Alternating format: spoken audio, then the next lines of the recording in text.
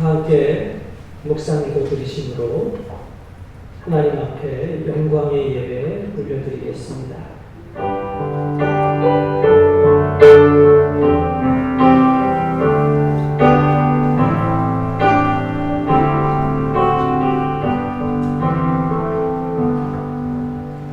이스라엘아, 여호와를 의지하라.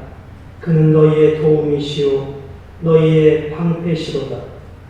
아론의 집이여, 여호와를 의지하라. 그는 너희의 도움이시오 너희의 방패시로다. 여호와를 경외하는 자들아, 너희는 여호와를 의지하여라. 그는 너희의 도움이시오 너희의 방패시로다. 아멘. 사도신경으로 신앙 고백 드리십니다. 나는 전능하신 아버지 하나님, 천지의 창조주를 믿습니다. 나는 그의 유일하신 아들 우리 주 예수 그리스도를 믿습니다. 그는 성령으로 잉태되어 동정녀 마리아에게서 나시고 본디오 빌라도에게 고난을 받아 십자가에 못 박혀 죽으시고 장사된 지 사흘 만에 죽은 자 가운데서 다시 살아나셨으며 하늘에 오르시어 전능하신 아버지 하나님 우편에 앉아 계시다가 거기로부터 살아있는 자와 죽은 자를 심판하러 오십니다. 나는 성령을 믿으며 거룩한 공교회와 성도의 교제와 죄를 용서받는 것과 몸의 부활과 영생을 믿습니다. 아멘.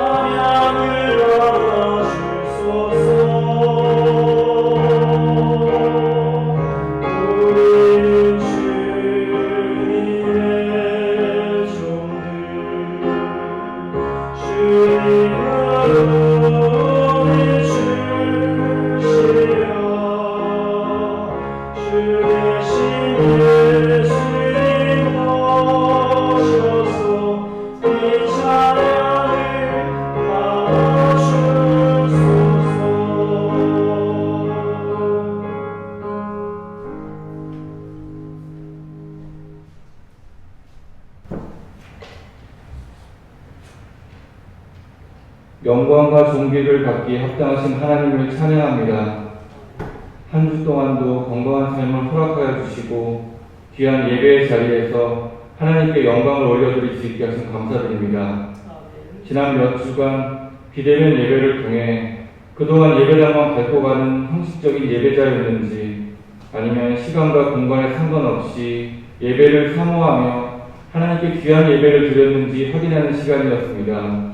비록 예배당이 없을지라도 각자의 자리에서 최선의 예배를 드릴 수 있는 저희들이 되게 하여 주시고 말뿐인 크리스찬이 아니라 삶으로 나타내는 크리스찬이 되게 하여 주시옵소서. 코로나19로 인해 요즘 교회는 세상 앞에서 빛을 잃어가고 있습니다. 하나님의 영광이 땅에 떨어진 이 시대의 아픔을 보면서 진정으로 회개하는 장자교회 성도분들이 되게 하여 주시고 하나님의 앞으로 외면하지 않고 눈물로 중보하는 장자교회가 되게 하여 주시옵소서.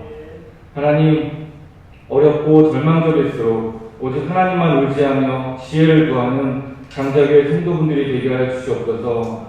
특별히 장자교회 교육관 기관들을 통하여 장자교회 학생들이 세상을 거룩하게 변화시킬 수 있는 믿음의 아이들로 자라게 하여 주시옵소서. 지금 살아가고 있는 세상을 보며 마지막 때를 살고 있음을 깨닫습니다. 말씀으로 깨어 있어서 진실과 거짓을 잘 분별하며 살아갈 수 있도록 지혜를 허락하여 주시고, 세상 각처에서 수고하고 있는 의료진들과 봉사하시는 분들의 건강을 지켜주시고 은혜 내려 주시옵소서. 오늘도 귀한 말씀을 전하실 목사님을 위해 기도합니다. 어려운 여건과 환경 가운데서도 담대하게 말씀을 선포하게 하여 주시고, 세상의 기준 때문에 흔들리지 않고 오직 하나님만 바라보며 올바른 말씀을 전하게 하여 주시옵소서.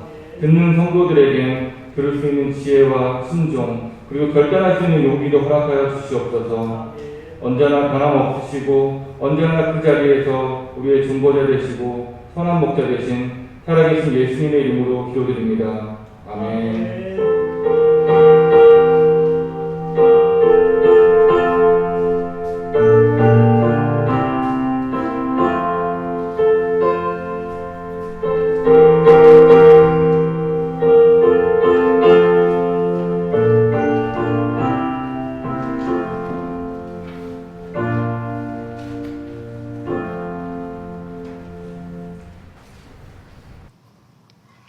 하나님 말씀은 다니엘서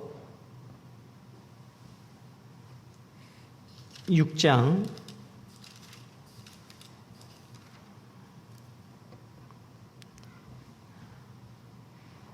1절로 12절 말씀입니다.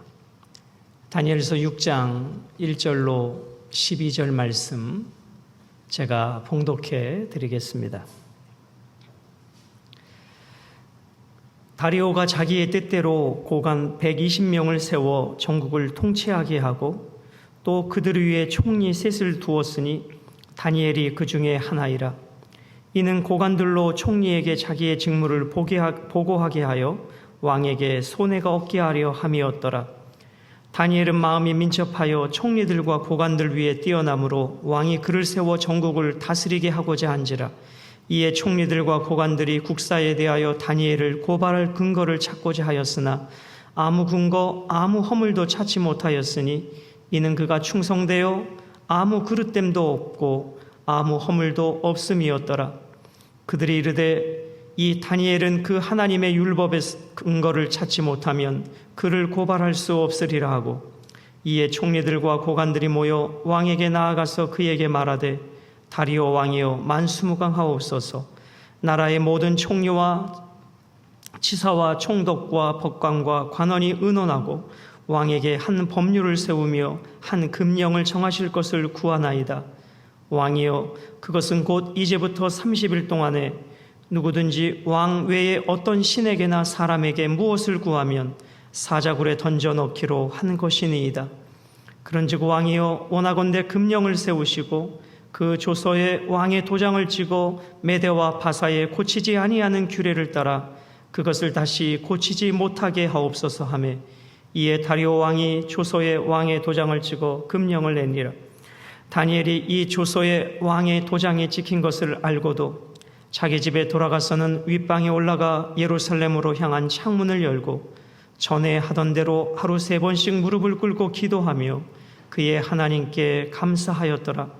그 무리들이 모여서 다니엘이 자기 하나님 앞에 기도하며 간구하는 것을 발견하고, 이에 그들이 나아가서 왕의 금령에 관하여 왕께 아뢰되 왕이 이미 금령에 왕의 도장을 찍어서 이제부터 30일 동안에는 누구든지 왕 외에 어떤 신에게나 사람에게 구하면 사자굴에 던져놓기로 하지 아니하였나이까 하니, 왕이 대답하여 이르되 이 일이 확실하니 메대와 바사에 고치지 못하는 규례니라 하는지라. 아멘. 전에 하던 대로라는 제목으로 하나님의 말씀을 증언하겠습니다. 우상 숭배와 정치, 경제, 사회, 문화, 군사적으로 하나님 앞에 타락했던 북이스라엘은 주전 721년 아수르에 의해 심판을 받게 되죠. 남유다 역시 하나님의 심판을 받게 되는데 역시 범죄의 목록은 우상 숭배였습니다. 그리고 안식일을 우습게 여기는 것이었습니다. 온갖 넘치는 죄악들로 인하여 이 남유다도 주전 605년에 바벨론의 침략에 의하여 하나님의 심판을 받게 되죠. 이 바벨론에 의하여 세 차례 포로로 끌려가게 되는데 주전 605년에 1차 포로로 끌려가게 됩니다. 그때 다니엘과 세 친구 하나냐, 미사엘, 아사라를 비롯한 유대의 왕족과 귀족들이 1600km 떨어진 바벨론으로 1차 포로로 잡혀가게 되죠. 2차 포로는 주전 597년에 2차 포로로 끌려가게 되는데 그때 대표적 인물이 에스겔 선지자입니다. 그래서 이 에스겔 선지자는 바벨론의 포로로 끌려가 하나님의 말씀을 사역했던 선지자입니다. 3차 포로는 주전 587년 예루살렘 성전이 무너지고 사회에서 정말 가난한 약자들만 남겨놓고 대부분의 사람들이 3차 포로로 끌려가게 됩니다. 그때 남유다에 남아서 사역했던 선지자가 누구냐면 그 유명한 예레미야 선지자입니다. 그러니까 에스겔은 바벨론의 포로로 끌려가서 사역했던 선지자이고 예레미야는 그 가난한 남은 유대 백성들 앞에서 하나님의 말씀을 증언했던 선지자가 예레미야 선지자입니다. 그럼 오늘 이 다니엘서에 총리로 등장하는 이 다니엘은 언제 포로로 잡혀갔어요? 1차 포로 때 붙잡혀간 사람입니다. 여러분, 예루살렘 성전이 무너져 버렸다. 그 의미는 무엇이냐면 사람들의 그 당시 신앙은 성전 중심의 신앙이었습니다. 성전 안에서 만나는 하나님이었습니다. 그런데 그 예루살렘 솔로몬 성전이 무너져 버렸으니 저들의 삶에 요즘으로 말하면 멘붕이 온 것입니다. 성전이 무너졌으니 하나님이 어디 계실까 하는 생각 속에 사로잡히게 됐던 것이죠. 범죄한 이 유다 백성들을 하나님께서 바벨론을 몽둥이로 사용하셔서 포로로 끌려가게 하시며 하나님은 이 유다 백성들보다 먼저 바벨론에 와 계셨습니다. 그 바벨론에서 포로로 끌려오는 이 유다 백성들을 기다리고 계셨습니다. 하나님은 예배당 안에 갇혀 계신 분이 아니었습니다. 저는 이 말씀을 묵상하면서 내가 너무나 사랑하는 자녀들인데 이 사랑하는 자녀들이 우상 숭배 앞에 영적으로 무너져가는 것을 볼 때 하나님은 그냥 둘 수 없었던 것이었죠. 안식일을 우습게 여기는 그들을 그냥 둘 수 없었던 것이었습니다. 그래서 하나님은 바벨론을 몽둥이를 들어 쓰시면서 1600km 떨어진 그곳에 포로로 끌려가게 하시지만 하나님은 먼저 가서 포로로 끌려오는 당신의 백성들을 기다리고 계셨더라는 것입니다. 오늘 금요일 저녁에 이제 비대면 예배가 완화된 정책을 정부가 발표해서 저희도 급하게 토요일 날 성도님들께 공지하여 이렇게 예배드리게 되었습니다. 또 언제 다시 비대면 예배로 전환될지 모르겠습니다. 완전히 풀어진 것이 아니라 예배당의 규모가 300석 이상 되는 교회는 50명까지는 예배할 수 있다. 영상 예배로 할 수 있다. 그렇게 완화된 거예요. 그러니까 수백 명, 수천 명 모이는 교회들도 50명 이상 모여서 예배 드릴 수는 없는 상황입니다. 오늘 하나님이 오늘 우리에게 이렇게 공동체 예배로 모여 영상 예배로 드리고 있습니다.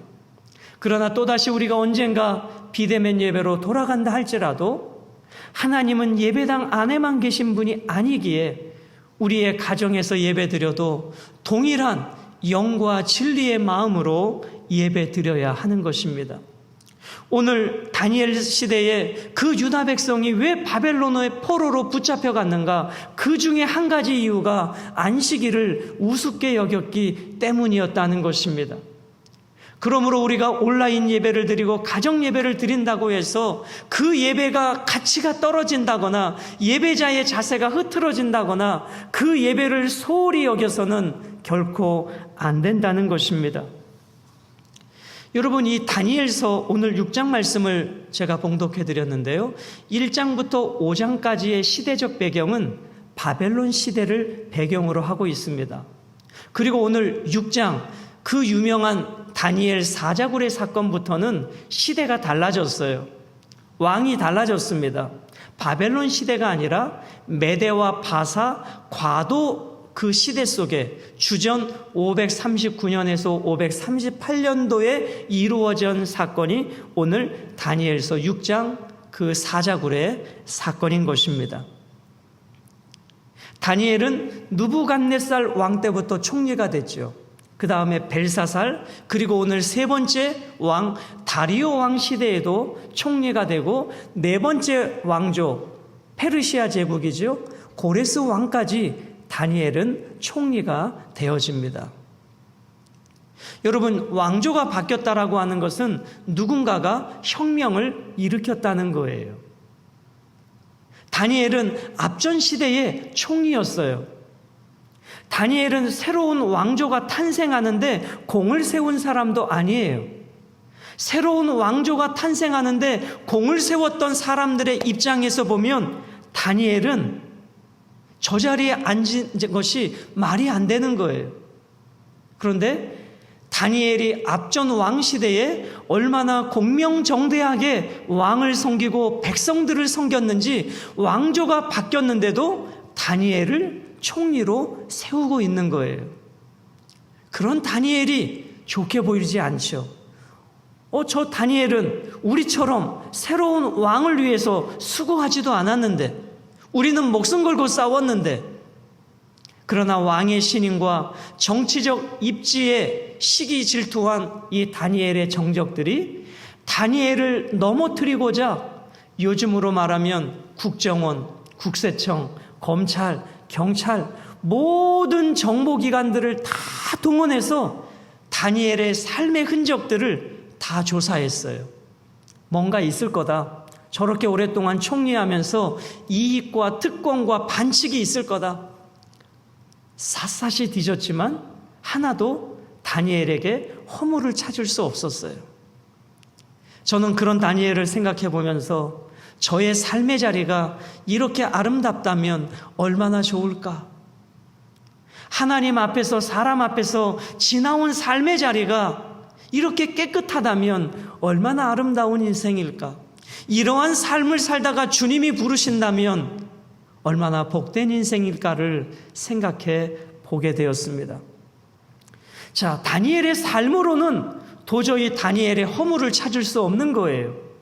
그가 고위직에 있어도 뇌물을 받은 흔적이 없는 거예요. 청탁을 이권에 개입하는 적도 없는 거예요. 그러면 저 다니엘을 어떻게 쓰러뜨릴 수 있을까? 그들이 생각해낸 방법이, 그래, 저 다니엘은 하나님을 섬기는 사람이지, 저 신앙을 고리로 해서 다니엘을 넘어뜨려야 되겠다. 그래서 2명의 총리와 120명의 그 도의 장관들이 모여서 하나의 법령을 만듭니다. 그 법령의 목적은 오직 하나였습니다. 다니엘을 넘어뜨리기 위한 것이었습니다. 그 법령의 내용은 30일 동안 이 다리오 왕 외에 어떤 신에게나 사람에게 기도하면 사자굴에 던져지는 법이었습니다. 오늘 본문은 거기에서부터 시작되게 되는 것이지요. 여러분, 지금 다니엘은 그의 고향 예루살렘으로부터 1600km 떨어진 곳에 지금 다니엘의 나이가 몇 세 정도 됐냐면 80대 중후반 정도 되는 나이예요. 17살 정도의 포로로 끌려와서 그 먼 나라에서 이국 땅에서 지금 70년 가까운 세월이 지난 다니엘 인생의 마지막 시기예요. 80이 넘은 노년이에요. 그 다니엘을 넘어뜨리기 위해서 한 법령을 만들어 놓은 것이지요. 비록 다니엘은 당시 최고의 강대국인 메대와 바사 제국의 총리였지만 그의 늘 꿈은 고향 예루살렘이었어요. 내 믿음의 고향, 내 신앙의 고향, 저 예루살렘을 향하여 몸은 갈 수 없기 때문에 그는 예루살렘을 향하여 열려진 그 집안의 창을 열어놓고 하루에 3번씩 예루살렘을 향하여 하나님 앞에 기도했던 자였습니다. 몸은 예배당에 갈 수 없지만, 몸은 지금 바벨론 페르시아 제국에 와 있지만 그의 마음은, 그의 영성은 늘 예루살렘 성전을 향하여 있었다는 것입니다. 오늘 우리가 코로나19 시대에 몸은 예배당에 올 수 없습니다. 그러나 우리의 그 영성만큼은, 우리의 예배자의 자세만큼은 오늘 다니엘의 자세여야 한다는 것입니다. 비대면 예배고 가정 예배니까 예배자의 자세도, 예배자의 영성도, 예배자의 그 태도마저도 다 무너져 버린다면 오늘 유다 백성이 왜 바벨론의 포로로 끌려갔는가에 다시 우리는 무릎 앞에 서야 합니다. 그것은 우상 숭배와 더불어 안식일을 우습게 여겼기 때문입니다. 그러나 믿음의 사람 다니엘은 10대 때부터 뜻을 정했습니다. 그 하나님 앞에 뜻을 정한 그 뜻은 80이 되어서도 그 뜻이 흐트러지지 아니했다는 것입니다. 사랑하는 여러분, 우리가 또다시 비대면 예배로 이 자리에 모일 수 없을지라도 사랑하는 가족들과 함께 모여드리는 그 예배는 예루살렘을 향하여 창을 열고 하나님 앞에 예배하는 그 다니엘의 영성으로 우리는 동일하게 예배해야 한다는 것입니다. 코로나19라는 상황 앞에 가정 예배 드리니까 편안하다, 좋다, 이런 생각으로 가정 예배를 드린다면 그것은 남유다 백성들처럼 안식일을 우습게 여기는 것입니다. 공동체 예배를 우습게 여기는 사람은 결코 하나님의 기쁨이 될 수 없다는 것입니다. 예루살렘 성전은 무너졌고 나는 바벨론 포로로 끌려와 있지만 그 예배자의 영성만큼은 그 성전에 있는 것처럼 동일한 영성으로 다니엘은 기도하고 있었다는 것입니다. 성전이 무너졌다고 예배가 무너진 것이 아닙니다. 우리의 몸이 이곳에 올 수 없다고 해서 예배가 무너진 것이 아니라는 것입니다. 다니엘은 여전히 그 메대 바사 제국에서 하나님을 예배하는 자로 살고 있었다는 것입니다. 그러므로 이 코로나19 시대는 진짜 내 믿음의 실력이 어떠한지 드러내는 시간인 것입니다. 가정 예배라고 신앙이 무너져 버리는 사람이 있고 예배가 무너져 버리는 사람이 있고 동일하게 다니엘과 같은 영성으로 하나님을 예배하는 자들이 있다는 것입니다. 그러므로 고난은 알곡과 쭉정이를 가르게 됩니다. 시련은 진짜 믿음과 가짜 믿음을 가려내는 통로가 되기도 하는 것입니다. 한 주간 이 말씀을 묵상하면서 이 고난 앞에, 이 멈춤의 시간 앞에 나는 여전히 예루살렘 창을 열고 하나님을 예배하는 자인가? 아니면 열려진 창마저 닫아버리고 두려움과 편안함과 세상의 육신의 정욕 앞에 내 마음이 향하고 있지는 않은지 생각해 보게 되는 것입니다. 제가 이 푸시업을 좀 무리하게 하다가 이게 70개, 80개까지는 괜찮았는데 100개 개수를 채우다가 이 손목인대가 늘어났어요. 그래서 이게 좀 시간 지나면 낫겠지 해도 안 나서서 병원을 가게 되고 이 병원 저 병원 가서 치료를 받는데 이제 집 근처에 병원으로 옮겨서 이제 다니게 되었는데 물리치료를 받는데 그 음악이 나오는데 복음성가가 나오는 거예요. 보라 너희는 두려워 말고 보라 너희를 구원한 하나님을 보라. 가사는 없지만 그 음악을 아니까 가사가 생각나는 거예요. 그리고 이제 그 의사 선생님을 만나서 이런저런 얘기를 하는데 선생님 신앙생활 하시나 봐요. 그런저런 얘기를 하는데 그분이 그런 말씀을 하시더라고요. 목사님, 교회를 못 가니까요 제 믿음이 떨어지는 것 같아요. 그분 그 안내 데스크에 가니까 직원분들도 성경책이 있어요. 물리치료실에 가니까 거기서 근무하시는 선생님들도 성경책이 있어요. 그리고 그 원장님이 복음성가를 틀 정도면 대단한 용기 있는 분이시거든요. 그럼에도 불구하고 이 공적 예배가 무너지니까 자기의 믿음이 흔들린다라는 얘기를 듣게 되었습니다. 오늘 다니엘은 이 청소년 나이에 저 먼 타국 땅의 포로로 끌려가 세상적으로는 다니엘처럼 성공한 사람이 어디 있습니까?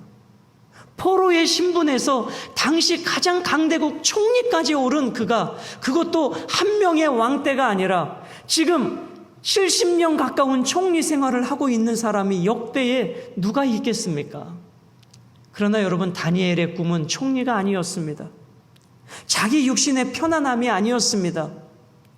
내 믿음의 고향 예루살렘을 향한 열망이었다는 것입니다. 오늘 첫 번째로 조소의 어인이 찍힌 것을 알고도 다니엘은 전에 하던 대로 기도했다는 것입니다. 여러분, 이 조서의 내용이 무엇인지 우리 다니엘서 6장 7절로 9절로 다시 한번 보겠습니다. 나라의 모든 총리와 지사와 총독과 법관과 관원이 의논하고 왕에게 한 법률을 세우며 한 금령을 정하실 것을 구하나이다. 왕이여, 그것은 곧 이제부터 30일 동안에 누구든지 왕 외에 어떤 신에게나 사람에게 무엇을 구하면 사자굴에 던져놓기로 한 것입니다. 여러분, 이 금령의 내용을 다니엘이 알까요, 모를까요? 이 조서의 어인이 찍힌 것을 압니다. 내가 지금 기도하면 사자굴에 던져지는 것을 알아요. 이 정적들이 무슨 목적으로 이 법을 만들어서 왕에게 건의했는지 다니엘은 잘 알고 있는 거예요. 그런데 며칠만 참으면 돼요? 30일만 참으면 돼요. 30일만 열려진 창을 닫으면 돼요. 기도할 때 창을 열어놓고 전에 하던 대로 기도하지 않고 창문을 닫고 누워서 기도해도 돼요. 아무도 뭘 할 사람이 없고 누구도 다니엘을 탓할 사람이 없어요. 그런데 본문은 다니엘은 전에 하던 대로 왕의 어인이 찍힌 줄 알면서도 예루살렘을 향하여 열려진 창문을 그대로 열어두고 기도했다는 거예요. 오늘 많은 그리스도인들이 세상과 타협하면서 합리화합니다. 이럴 수밖에 없다고. 이것이 세상 살아가는 지혜라고 말이죠. 다니엘은 젊은 날부터 뜻을 정했습니다. 왕의 진미와 포도주를 먹지 않기로, 우상 앞에 타협하지 않기로. 그 뜻은 80 후반대가 된 이 노년의 다니엘이 돼서도 변함이 없었다는 것입니다. 수많은 삶의 변화와 환경의 변화가 있었지만 다니엘이 하나님을 향한 믿음은 변화가 없었습니다. 환경의 변화 앞에서, 특히 고난의 앞에서 얼마나 많은 사람들이 믿음이 흔들리고 주님을 떠나 세상으로 갑니까? 자신을 합리화하면서 말입니다. 그러나 여러분, 신앙은 결코 타협할 수 없습니다. 뒤로 물러설 수 없습니다. 왜 우리는 이 코로나 상황에서 비대면 예배를 드려야 했는가를 계속해서 저는 말씀을 통해서 나누었습니다. 그것은 비대면 예배가 편하거나 안전해서가 아니었다고 말씀드렸습니다. 그것은 세상을 섬기는 이웃사랑의 성경의 원리였기 때문에 우리는 세상을 섬기기 위해서 온라인 예배를 드렸다는 것입니다.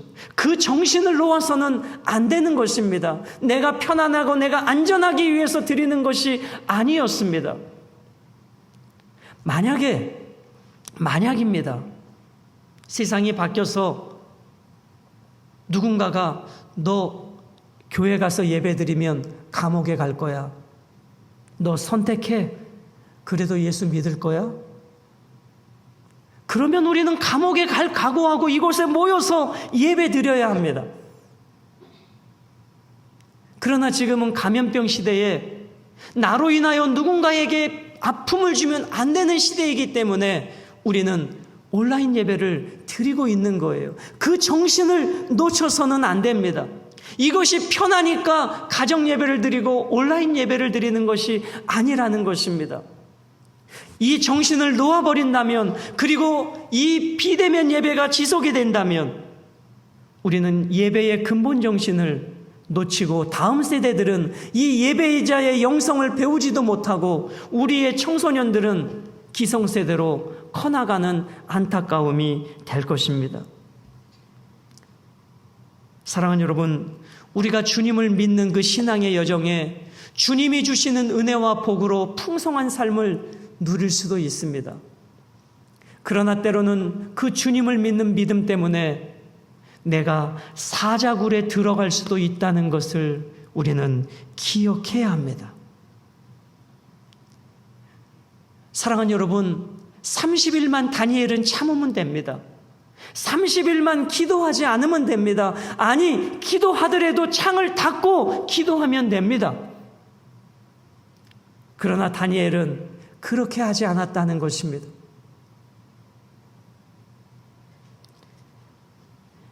여러분, 코로나19는 앞으로 가던 것을 멈추게 한 멈춤의 시간입니다.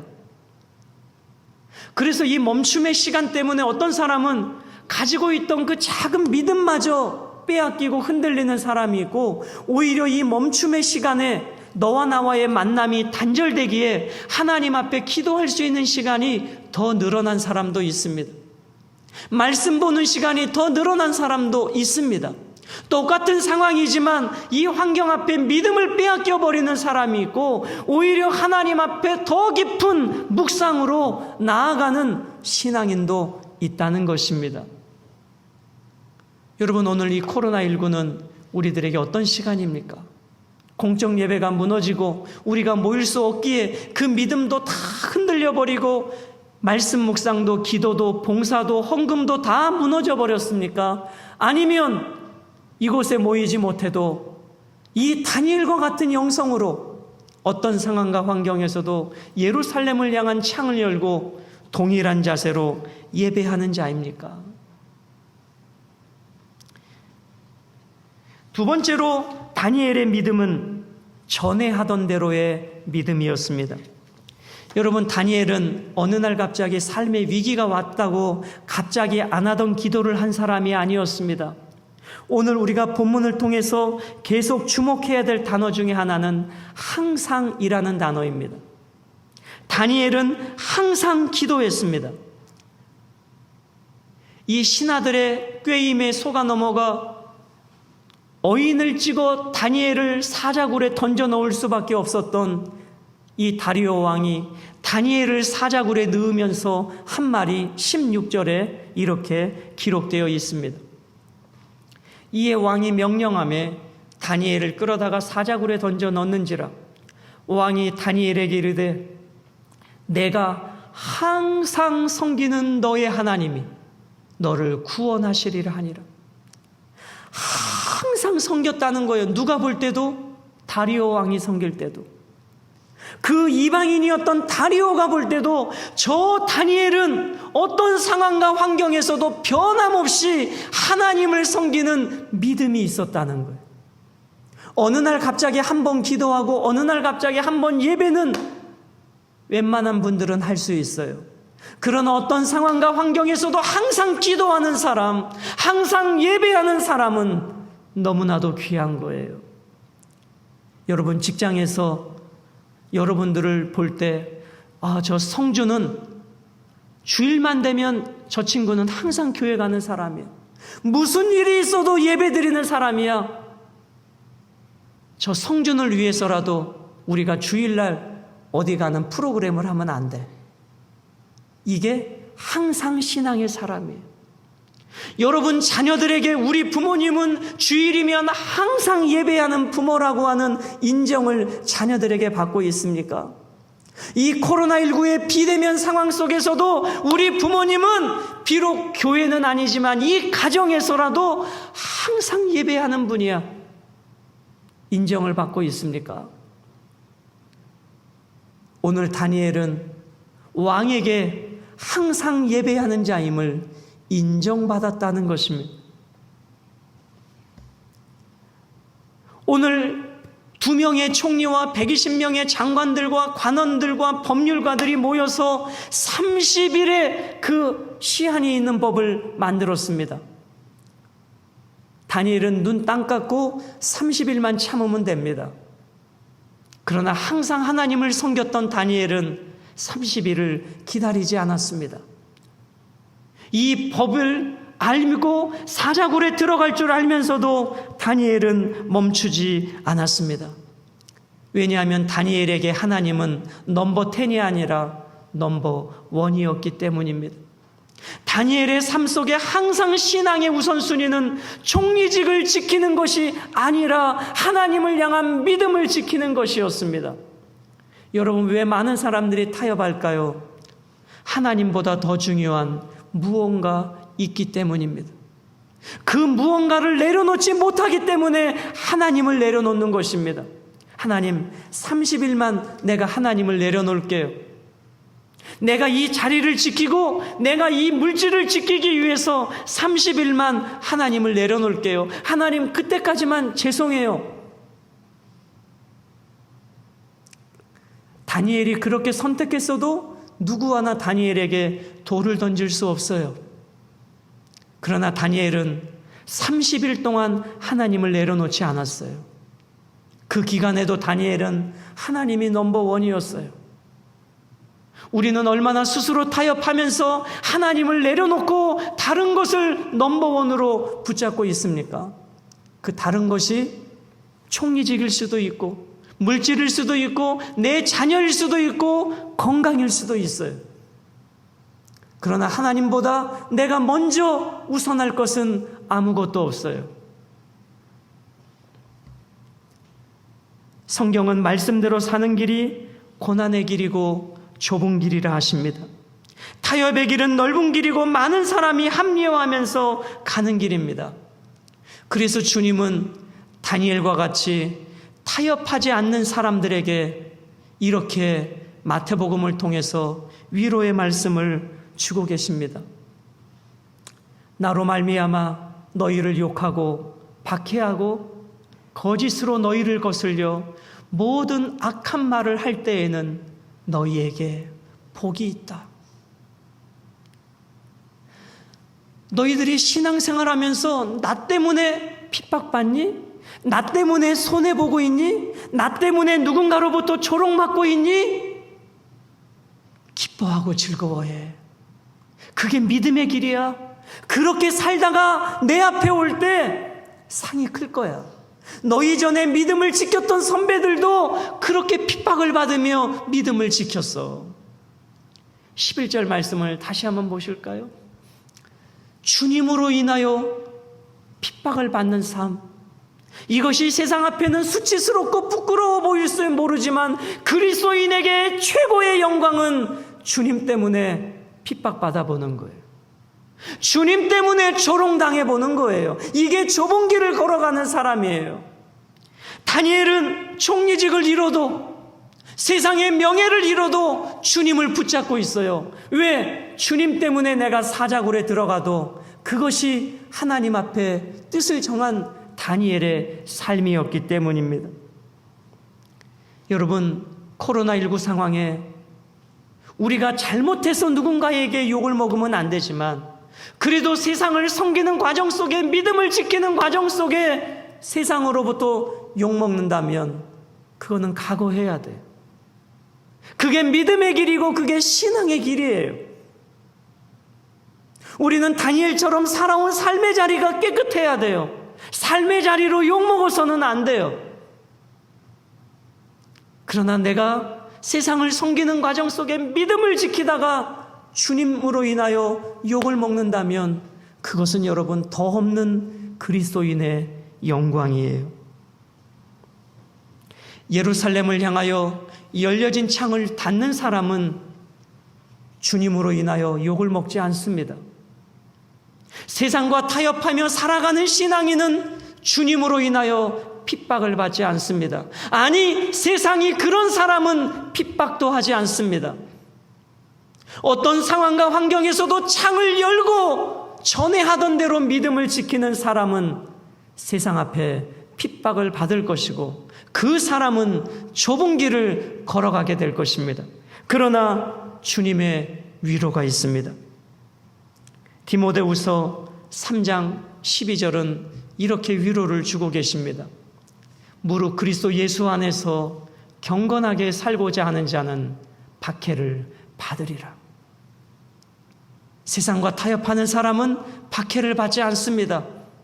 세상과 타협하는 사람은, 세상 앞에 무너지는 사람은 핍박받지 않습니다. 아니, 세상이 핍박조차 하지 않습니다. 오늘 우리는 코로나19 상황에서 예루살렘을 향해 열려진 창을 닫아버리는 자입니까? 아니면 동일하게 그 창을 열고 하나님을 전에 하던 대로 예배하는 자입니까? 다니엘은 30일만 참으면 됐습니다. 그리고 저는 그 시대로 거슬러가 혼자 생각해 봅니다. 이 법령은 다니엘만 아는 것이 아니라 메대 바사의 모든 백성들이 알고 있는 법령입니다. 여러분, 그 땅에는 수많은 유대인들이 포로로 끌려왔습니다. 그리고 포로로 끌려온 백성 중에 다니엘이 총리가 되었으니 그 백성들이 와서 다니엘을 말릴 수도 있습니다. 총리님, 당신이 이 자리를 지켜주고 있어야 우리가 안전하지 않을까요? 총리님, 30일만 참아주세요. 우리를 위해서라도 30일만 창문을 닫아주세요. 우리를 지켜주세요.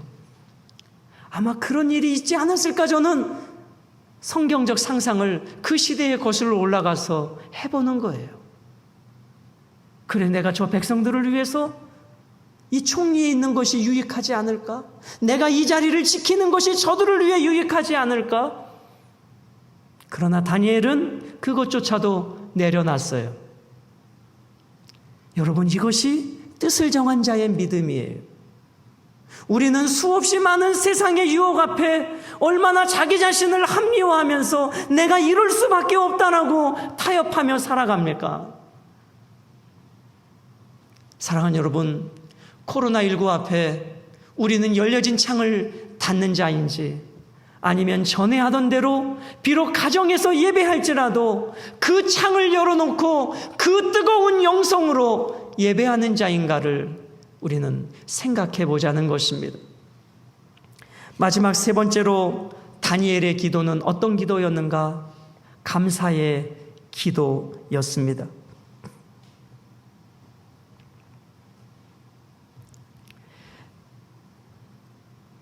우리 10절 말씀을 한번 보시겠습니다.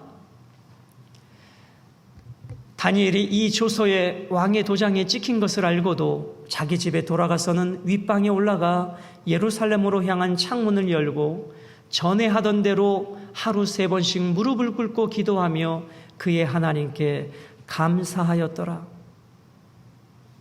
항상 기뻐하라. 쉬지 말고 기도하라. 범사에 감사하라. 이는 그리스도 예수 안에서 너희를 향하신 하나님의 뜻이니라. 여러분, 다니엘은 자기를 조소하고 자기를 넘어뜨리려고 하는 정적들과 잘 지내기 위해서 타협의 손을 내밀지 않았습니다. 왕이 자기를 신임하는 그 신임을 이용해서 정적들을 왕에게 고발하지도 않았습니다. 그리고 하나님을 향하여 원망하지도 않았습니다. 오직 다니엘은 전에 하던 대로 하나님 앞에 하루 3번 감사기도 했다는 것입니다. 여러분, 원망과 불평은 불행해지는 연습이고 감사는 행복해지는 연습입니다. 코로나19로 삶이 어렵지만 그래도 여러분 감사해 보시지 않겠습니까? 하나님 앞에 감사로 나아가 보시지 않겠습니까? 원망과 불평은 마귀의 언어이고 감사는 천국의 언어입니다. 고난과 시련 중에 감사하는 것이 진정한 그리스도인의 믿음이 아니겠습니까? 지금 내가 이 기도를 하면 사자굴에 들어가는 줄 알면서도 어떻게 감사할 수 있을까? 이게 세상이 감당할 수 없는 믿음의 사람이라는 것입니다. 사랑하는 여러분, 행복은 총리직에서 오는 것이 아니었습니다. 행복은 세상의 높은 명예에서 오는 것이 아니었습니다. 여러분 기억해 주십시오. 행복은 내가 건강하기 때문에 행복한 것이 아닙니다. 내가 안전하기 때문에 행복한 것이 아닙니다. 이것은 세상의 원리입니다. 그럼 다니엘은 왜 감사할 수 있었을까? 그리고 우리 그리스도인의 진짜 행복은 무엇일까를 묵상하는 중에 그런 마음이 들었습니다. 내가 총리직에 있어야 행복한 것이 아니라 내 삶을 하나님이 보실 때 내 삶을 보고 하나님이 기뻐하신다면 바로 그 삶이 그리스도인의 최고의 행복이 아닐까를 생각해 보는 것입니다.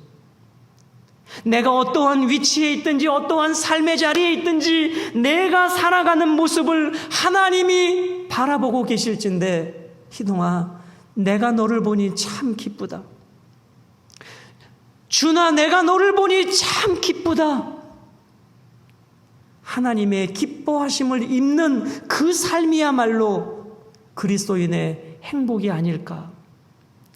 그런데 총리직에서 행복을 찾고 많은 물질에서 행복을 찾고 건강에서 행복을 찾는 사람은 그것이 무너지면 행복하지 않을 거예요. 그것은 그리스도인의 행복이 아니었다는 것입니다. 그리스도인의 진짜 행복은 어떠한 자리 환경에 있는 것이 아니라 하나님과의 관계에서 오는 것임을 깨닫게 됩니다. 그래서 다니엘은 그 상황에서도 감사하고 있는 것입니다.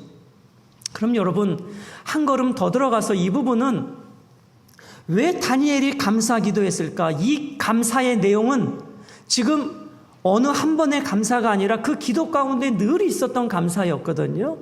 그럼 이 감사의 내용은 무엇이었을까? 지금 다니엘이 바벨론에서 포로로 끌려온 지 유다에서 70년이 다 되고 있어요. 하나님께서 예레미야를 선지자를 통해서 몇 년간 바벨론 포로 생활한다 그랬어요? 70년이에요. 이제 그 70년이 다 끝나고 있는 거예요. 그리고 이제 곧 다시 하나님이 믿음의 고향 예루살렘으로 돌아가게 하실 것을 다니엘은 확신하고 있는 거예요. 그래서 이 기도는 자기 자신만을 위한 기도가 아니라 유대 공동체 전체를 위하여 이제 하나님이 70년 포로를 끝마치고 약속 주신 대로 우리를 저 예루살렘으로 돌아가게 하실 것을 생각해서 나오는 그 넘치는 감사였어요. 여러분, 내 성공이 총리가 아니에요. 많은 물질이 아니에요. 건강이 아니에요. 하나님의 약속이고 하나님과 동행하는 삶이에요. 거기에서 진짜 감사가 나오는 것이었어요. 말씀을 맺습니다. 다니엘은 왕의 조소에 어인이 찍힌 것을 알고도 전에 하던 대로 하루 3번 하나님 앞에 공동체를 위해 기도하는 감사의 삶을 살았습니다. 이제 이렇게 말씀을 증언하고 맺겠습니다. 여러분, 우리가 어떠한 상황과 환경에서도 믿음을 지키고 신앙을 지켰는데 그러면 내 삶의 환경이 좋아질까요? 만약에 그렇게 됐다면 얼마나 좋을까요? 그런데 내가 믿음을 지키고 신앙을 지켰는데 그 결과는 사자굴에 들어가는 것이었습니다. 많은 사람들이 믿음을 지키면 환경이 달라질 거야. 끝까지 믿음대로 살면 좋은 환경이 올 거야. 물론 좋은 환경이 올 수도 있고 달라질 수도 있습니다. 그러나 내가 믿음을 지켰다고 해서 환경이 안 달라질 수도 있다는 것을, 아니 오히려 더 삶의 환경이 어려워질 수도 있다는 것을 신앙인은 각오하고 살아야 합니다. 다니엘이 믿음을 지켰기 때문에 환경이 달라졌습니까? 법령이 바뀌어졌습니까? 아니에요. 더 어려워졌어요. 사자굴에 들어가게 됐어요. 주님은 믿음을 지키는 길이 영광의 길이요 화려한 길이라 말씀하지 않습니다. 고난의 길이고 좁은 길이라 말씀하십니다. 그래서 많은 사람들이 믿음을 지키다가도 시련이 오면 창문을 닫아버립니다. 세상과 타협합니다. 하나님 30일만 내려놓겠습니다. 그러나 다니엘의 인생의 목표는 총리가 아니었습니다. 다니엘의 삶의 목표는 건강이 아니었습니다. 다니엘의 삶의 목표는 물질이 아니었고 명예가 아니었고 오직 하나님이었습니다. 그래서 여러분, 누가 세상과 타협하지 않을 수 있는가? 그것은 하나님을 넘버원으로 섬기는 사람만이 세상과 타협하지 않습니다. 그런 사람만이 세상 것을 내려놓을 수 있습니다. 코로나19 상황에서 내 믿음은 전에 하던 대로의 믿음인가? 아니면 창문을 닫아버리고 30일 동안 침묵해버리는 믿음인가? 코로나19라고 하는 이 고난 앞에 예배도 무너지고 말씀 묵상도 무너지고 기도도 무너지고 하나님 앞에 드리는 헌금도 다 무너져 버린다면 이 유다 백성이 바벨론의 포로로 끌려왔던 그 삶을 우리는 똑같이 살아가는 것이라는 것을 기억해야 하는 것입니다. 다니엘은 죽음을 각오하고 믿음을 지켰습니다. 여러분, 어떠한 환경에서도 전에 하던 대로 창문을 여시겠습니까? 아니면 두려움으로 30일 동안 타협하면서 창문을 닫아버리시겠습니까? 코로나19는 내 믿음을 불로 증명해내야 될 시련입니다. 타버리는 믿음이 아니라 정금과 같이, 보석과 같이, 오히려 이 상황 속에서도 몸은 내가 예루살렘에 있지 않지만 그곳을 바라보는 그 영성으로, 우리들이 주어진 가정에서, 처소에서 그런 영성으로 예배하게 되시기를 주님의 이름으로 축복합니다. 설교 마지막에 이런 글을 적어봤습니다. 설령 우리가 믿음을 지키다가 사자굴에 던져졌어요. 다니엘은 하나님이 사자굴에서 건지셨지만 혹 하나님께서 사자굴에서 우리를 건지시지 않고 우리가 사자밥이 된다 할지라도 하나님은 마지막 날에 우리를 부활로 살려주실 거예요.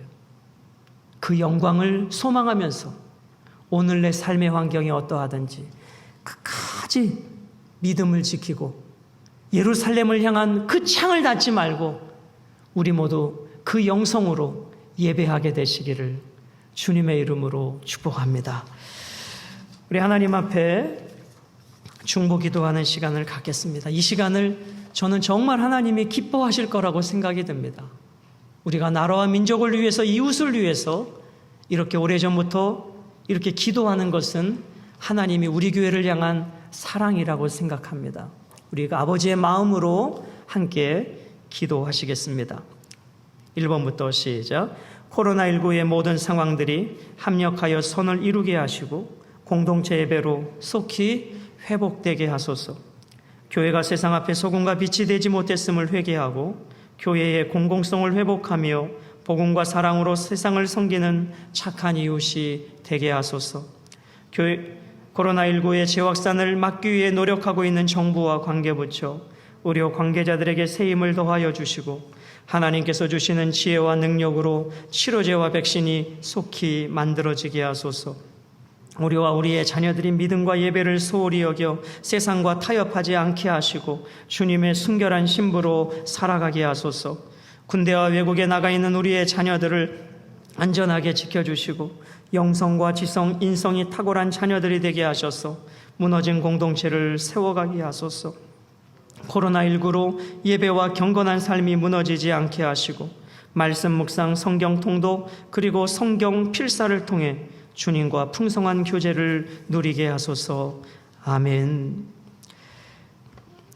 십자가의 길 순교자의 삶 찬양 드리시면서 봉헌의 시간 드리겠습니다.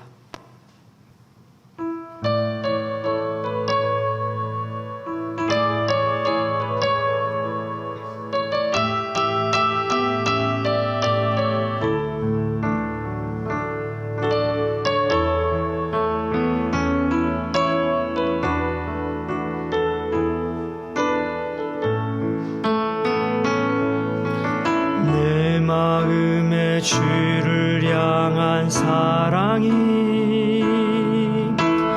나의 말엔 주가 주신 진리로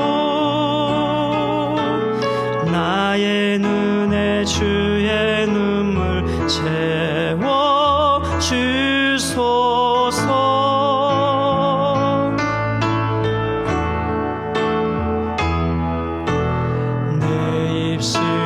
찬양의 향기가 불쏘내는 주를 닮은 섬김이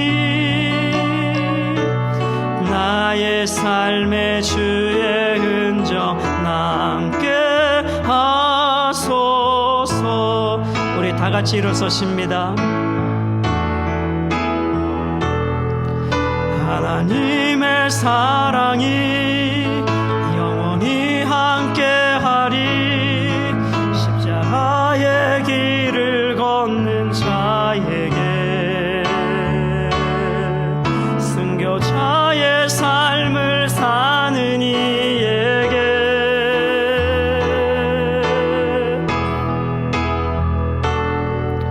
조롱하는 소리와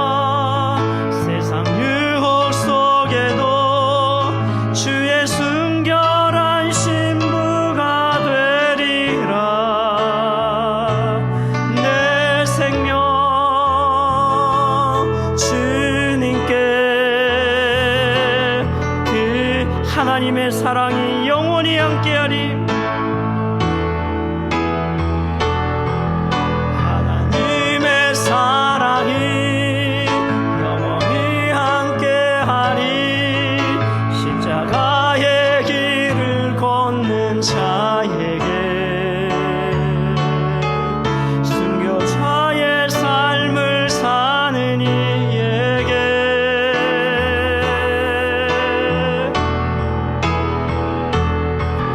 조롱하는 소리와 세상 유혹 속에도 주의 순결한 신부가 되리라.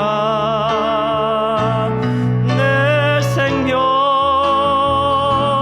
주님께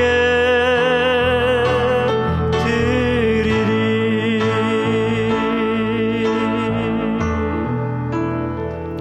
하나님 아버지, 젊은 날에 뜻을 정했던 다니엘은 인생의 마지막 때가 되어도 그 뜻을 놓지 아니하고 하나님 제일주의의 믿음으로 하나님과 세상을 섬겼던 삶이었음을 오늘 말씀을 통해서 들려주시니 감사합니다.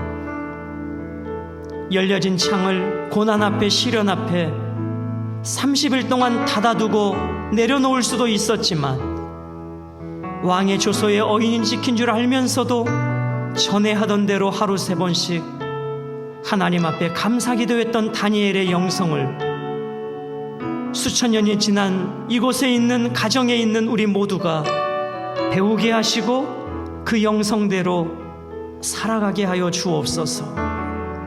세상과 타협하고 믿음을 버리고 후퇴해가는 자들이 아니라 어떠한 상황과 환경에서도 주의 순결한 신부로 살아가며 세상을 변화시키는 그리스도인으로 살아가게 해 주옵소서. 사랑하는 성도들, 오늘도 이른 아침 이곳에 모여 예배합니다. 저들의 삶의 현장을 지키시고 코로나19와 각종 질병으로부터 저들과 우리의 자녀들과 직장과 사업을 지켜주시고 교회와 이 민족과 열방을 지키셔서 주의 은혜로 하루속히 공동체로 모여 예배할 수 있는 은총을 허락하여 주옵소서. 각 가정에서 예배할지라도 예루살렘을 향하여 창을 열어놓고 전에 하던 대로의 영성으로 영과 진리로 예배하게 하여 주옵소서. 오늘도 아버지 앞에 드려진 이 모든 예물을 받으시고 하나님 영광 나타내 주시며 저들의 평생을 하나님이 책임져 주시는 복된 인생, 축복의 통로들 되게 하여 주옵소서. 이제는 우리 주 예수 그리스도의 은혜와 아버지 하나님의 무한하신 사랑하심과 성령님의 감화감동 위로교통 충만하심의 역사가 어떠한 상황과 환경에서도 창을 닫지 아니하고 예배자의 영성으로 살아가기를 원하는 모든 성도들 머리 위에 코로나19로 어려워진 경제 환경 속에서도 낭망치 아니하고 하나님의 때를 기다리며 감사로 나아가는 성도들 가정과 직장, 삶의 터전 위에 어려운 환경에서도 하나님 앞에 뜻을 정하고 공부하고 인생을 준비하는 우리의 자녀들 위해 주의 몸된 교회와 이 민족과 복음 들고 외치는 선교지 현장 위에 이제로부터 영원토록 함께 계시기를 간절히 축원하옵나이다. 아멘.